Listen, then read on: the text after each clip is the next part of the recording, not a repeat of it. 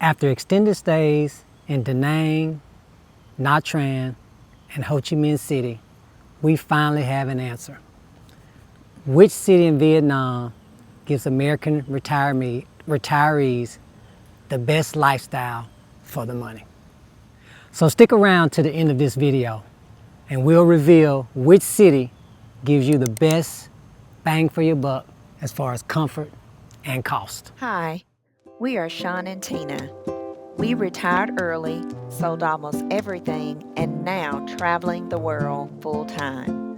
We will show you how you can live abroad comfortably on $2,500 a month with real budgets, tips, and destinations that can make retirement affordable and exciting.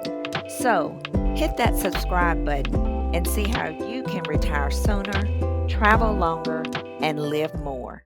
So guys, welcome back to our channel.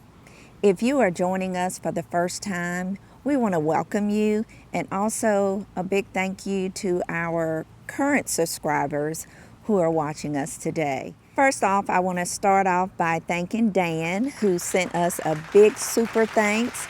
We really appreciate your support of our channel. And also, I want to take out the time to thank our people who donated to buy me a coffee, and that would be Mitzi and Nikki. We want to send a shout out to you all.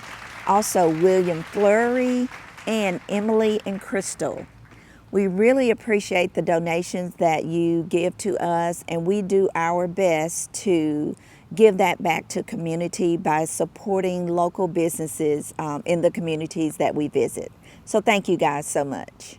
Appreciate it. We just spent 90 days in Vietnam visiting 3 of the country's most popular destinations. So we're going to rank these destinations based on our experiences with cost of living, lifestyle, healthcare, and transportation. So we're going to start off with cost of living. So with the cost of living, we ranked them. We're basically going to share what we spent in each destination. So starting out in Da Nang, for Da Nang, we spent 12 nights there.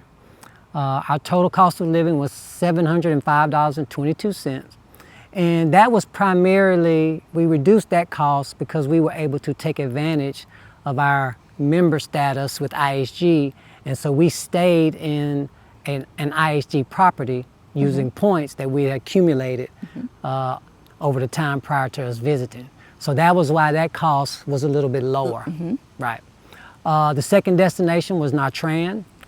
In Nha Trang, we spent $2,375.93. That was 26 days that we spent in an Airbnb. Very nice property, very nice experience in Nha Trang.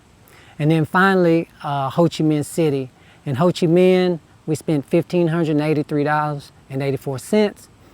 We spent a total of 22 days in Ho Chi Minh. That was also in an Airbnb.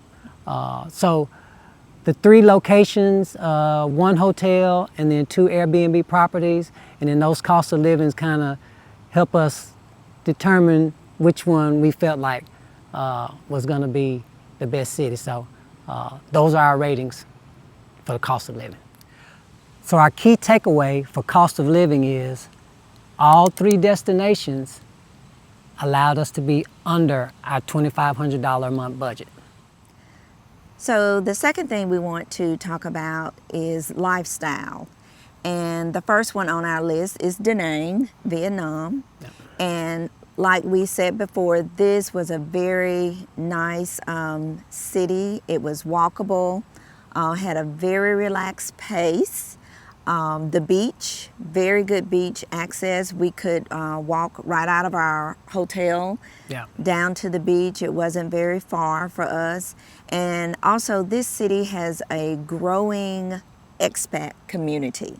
Yeah, and then from a traffic standpoint, not a lot of traffic, so it was easy to get around. So that wasn't too bad either. Yeah. The next one we have is Nha Trang, if I'm saying that correct. If not, y'all please forgive me. We try to land somewhere where it's walkable. They had a very beautiful beach there in the Tran as well. Right. So we could easily walk to the beach there. And their infrastructure was very well maintained. Yeah, there was actually some updates being done while we were there to their internet system. They were laying wiring and stuff like that. So they're definitely developing in preparation for more tourists. Yes.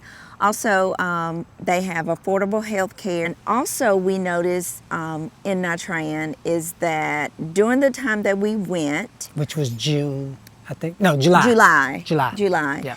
There was an influx of tourists. Yeah. So if you're thinking about going around that time, you know, just kind of keep that in mind. But once again, this is all things that you can easily research prior to going to your destination. Right. The next one we have is Ho Chi Minh City. In Ho Chi Minh City, we stayed in District 3, which we really enjoyed that. Yes. District 3, we were really with the locals. Right. If you're not familiar with Ho Chi Minh, it's separated into districts. District 1 is probably the busiest district. That's where a lot of the commercial businesses are. A lot of the luxurious hotels are in District 1. And District 2 is really, they seem to gear that towards expats. So there's a lot of condos over there. The prices in District 2 are going to be just a little bit higher. But you'll also have access to more Western conveniences. Yes, that's true. Yeah. Also, like we said, we stayed in District 3, so there were not a whole lot of tourists and more of living with the locals. And we actually love that. You also have the opportunity to get to try a little bit more of the local foods. And it's more reasonable. Reasonable in price, right. Yes. Also, coffee shops, we enjoyed those, just being, you know, just in the neighborhood, owned by locals, you know. For the ones of you that have not been to Vietnam, what we realize is most of these families have their businesses on the front of their homes where they live. So, you know, it's just wonderful to get up first thing in the morning and, you know, you see locals first thing because that's where they live as well. Yeah. They have great access to health care. Now, although we did not take advantage of this, there were plenty of doctors' offices and I'm sorry, not hotels, but hospitals in the area. So the next thing that we have on the list is health care. And as a retiree, typically health care is one of our top concerns. The locations that we stayed in, we had access to medical care and also English-speaking staff. Right. So the first one we want to talk about is Da Nang, and we'll go in order. Da Nang, we noticed, had international hospitals available. So that's a plus. Nha Trang, we, as I stated earlier, we actually experienced their health care there in First-hand Nha Trang. experience, yeah. Yes, and that was getting new eyeglasses and getting teeth cleaning. So check out our healthcare video on that experience for us. The next one we have is Ho Chi Minh City. Pretty much the same there as well. International hospitals are available. So, you know, with that being said, there's not a big need, I don't think, to be concerned if you're worried about the language barrier. English speaking is the last thing I think you have to worry about on that part. Yeah, I think as far as medical is concerned, you're gonna definitely have access to English speaking physicians as well as staff that work in the hospitals and other medical offices. And also what we figured out and realized from our experience is that the healthcare is very affordable. So we did end up paying for those out of pocket because of the low cost.